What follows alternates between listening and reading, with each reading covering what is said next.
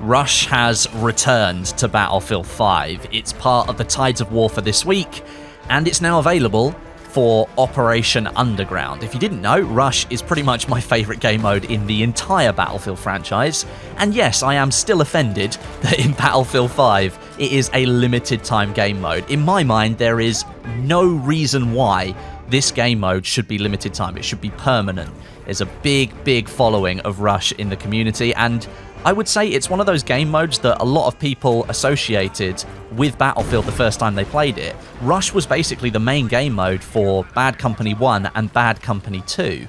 And in those games, lots of linear maps, the Rush game mode was perfect for it. So I'm really happy that it's back for Battlefield 5, even if it is only for a week or so. That is kind of disappointing, but maybe if we show DICE enough love for Rush, they might reconsider and may make it permanent. I mean, they made Squad Conquest permanent, and didn't really make any fuss about that, but we've seen Rush come and go, and I think this is like the third time it's come back now, so yeah, it'd be great to see it come back permanently, DICE, because it works really well here on Operation Underground. Now, for those of you that haven't been keeping up with the Battlefield news recently, it's not just Operation Underground that is now available for the Rush game mode. I believe that Mercury, Rotterdam and Arras have been added to the Rush rotation, which means I think there's 7 or 8 different Rush maps now available for Battlefield 5, which is great. But of course, being only a limited time game mode, it means that we can only play it for as long as DICE wants to leave it in the game until rental servers launch. Now, they should have gone live in September, but unfortunately they've been delayed until into Chapter 5, but at least now, when that does arrive and we get that support, there will be 8 maps in a rotation of Rush that you can pick from if you want to create your own Rush server. So by that point, DICE might still not want to have Rush as a permanent game mode, but you could create your own server and host it as Rush only with all those different maps. So the options will be there, it's just right now we're still having to play this as a limited time game mode. Now, before I go on, obviously, I want to talk about Operation Underground here, but if you notice any kind of, like, mis-sync or desyncing of the audio here, you probably noticed it just there when that explosion went off and killed me from the barrel. Yeah, for some reason, I'm still having issues with NVIDIA Shadowplay at the moment, so I recorded a full 15-minute clip, and the audio just got worse and worse out of sync the longer it recorded. So I've cut it up and moved it around as best as I can, but you might still notice a little bit of desyncing along the way, but yeah, this is Operation Underground Rush. It's 16 players on each team, so 32 players max, and if you hated the chaos that was Operation Underground Conquest or Breakthrough, because both of those are 64-player modes, then I think you're probably going to enjoy this a lot more. It allows the Underground to become that linear flow that I think it worked really well on in the first place, but you have 32 less players to worry about, 16 less on your team and 16 less enemies to worry about, and in general that gives you a little bit more room, and the flanking becomes a little bit easier for you to do, because there's less enemies for you to worry about. Certain flanks, like this one here, which I thought was really good, the enemies just aren't quite paying attention to all those different locations. If there were more players, then I think all of the flanks would be covered, but this is why I think Rush is so good. It's all about linear movement, backwards and forwards. You get all the way around, loop back, and you can flank them out, and you can get in on these MCOM bomb sites a lot easier. It really does remind me of playing Operation Metro Battlefield 3 when I look back at this. I mean, sure, it doesn't quite look the same, but it gives me the same sort of feeling, because in the Battlefield 3 Alpha, I think it was, and definitely the beta, the Rush game mode just on Operation Metro, that's all you could really play. In fact, I think it was all you could play. And so, just playing this map over and over again, I've literally been playing this map, jumping out of servers once it switched to another map, and then coming back again. I've been having so much fun playing Operation Underground Rush, and I think it works so well. Now, this outdoor area is an area in the Conquest and Breakthrough modes that you get to see a little bit, but in actual fact, this is where I've spent most of my time in the Rush game mode so far. We've been able to break through the first outside section, then you dive down into the underground, and there's 2 sets of MCOM locations down there that that you have to capture, and the second set is quite close to the ticket hall at the back, so it's kind of not in the underground, but at the same time you have to attack from the tunnel, so technically still is. And then this final fourth sector is outside near this German town hall, this kind of like garden area. Not really sure what you'd call it, but this is where I've actually spent most of my time during the Rush game mode so far, and I've actually been really enjoying that because it changes up the gameplay completely from you being in the tunnels underneath. Now, if you remember Rush from Battlefield 3 on Operation Metro, once you got outside, it could get a little bit choke pointy again because there were so many buildings at the side with different levels that you could go through, and there wasn't a huge amount of cover down on the ground for you to push through and get those final 2 MCOM locations. But here, there is plenty of cover for infantry to move between as you move up towards the German town hall.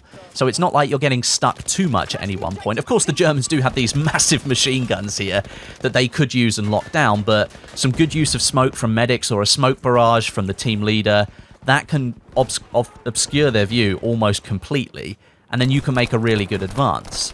I think I was trying to pick off some guy over in the building here with a Suomi at over 50 meters, so you can see it's doing next to no damage.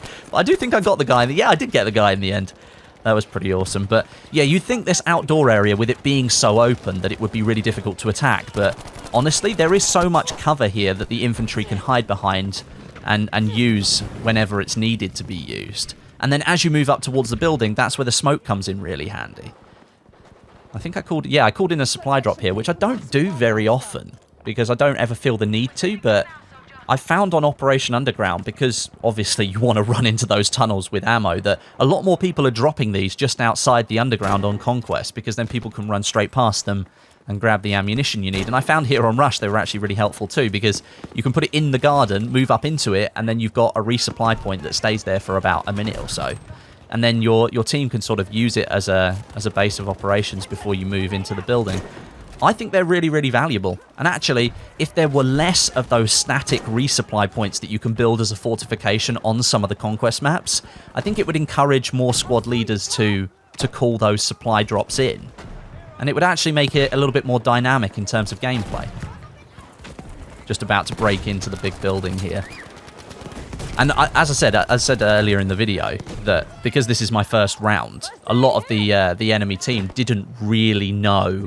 I don't know how that guy got there. Honestly, he must have just been reloading for about 15 seconds, waiting for someone to realise he was there. But no, once you get inside here, the enemy team didn't really seem to know how to defend it. And again, that could have been just because it was the very first round, and they weren't really sure where to sit within the building to be in the optimal place to stop people coming through. There were a couple of people using MMGs in there and locking down the main corridor, which, you know what I'm like. I'm not a huge fan of MMGs in Battlefield 5, but if you're going to lock down a corridor with them like that, then that's probably the best thing you can do with it. And here, your main objective is to stop the enemy team arming that bomb. So if you're going to use an MMG for any course, then that's what I think it should be. But yeah, I was just destroying with the Suomi in the second half this round and really, really enjoyed it.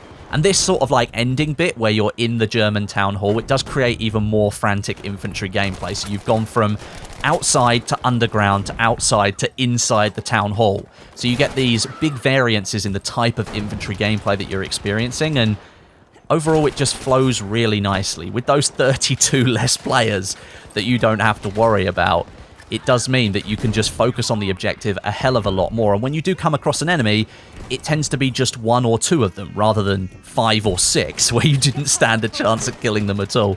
But no, I found this to be a really good map so far.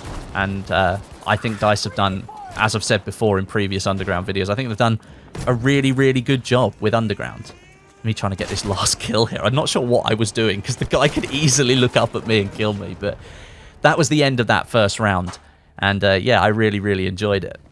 A couple of other things that are worthy of mention at the moment. With the Rush playlist now being active, the standard Operation Underground playlist that included Conquest and Breakthrough, that has been disabled, so there's no Operation Underground 24/7 option in the game anymore, but it is still very easy to find Operation Underground Conquest servers in the server browser. I'm not too sure about Breakthrough, I haven't really checked that yet, but once again, as I was talking about earlier, once rental servers are available in Battlefield 5, you'll be able to create your own Operation Underground 24/7 Conquest server if that's what you want to do, and I can see that being extremely popular when it happens. I don't think I've ever seen as many full Operation Underground servers in Battlefield 5 as I've seen for any other map that they've released so far.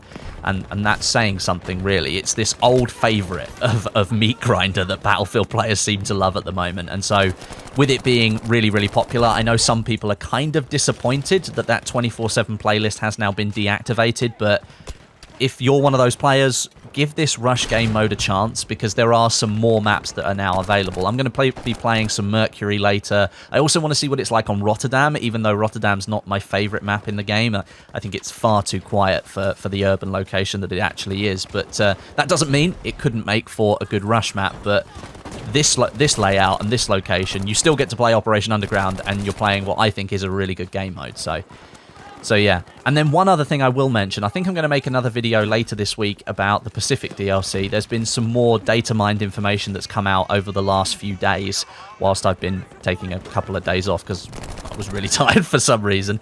So yeah, there's been some more Pacific information that's come out. It is all data mined information, so it's not official, but I like making those videos so you guys are always as up to date as you possibly can be.